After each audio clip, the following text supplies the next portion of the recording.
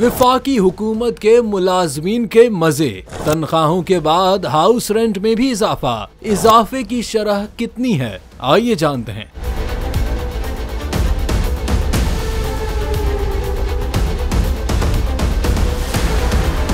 वफाकी हुकूमत ने ग्रेड 1 से 22 तक के तमाम मुलाजमीन के लिए हाउस रेंट की हद में 6 शहरों के लिए 45% इजाफा कर दिया है। सबसे ज्यादा इजाफा इस्लामाबाद के लिए किया गया है, जिसके तहत ग्रेड 22 के मुलाजिमीन के लिए इस्लामाबाद में किराए की हद के लिए 1,42,743 रुपए माहाना और दीगर तमाम शहरों, चारों सूबाई दारुल हुकूमतों और रावलपिंडी के लिए 1,25,989 रुपए माहाना कर दी गई है, जिसकी इससे कबल हद बिल तरतीब 98,444 रुपए और 89,230 रुपए माहाना थी। इसी तरह बाकी ग्रेड्स के मुलाजिमीन के लिए भी घर के किराए की शरह में इजाफा किया गया है।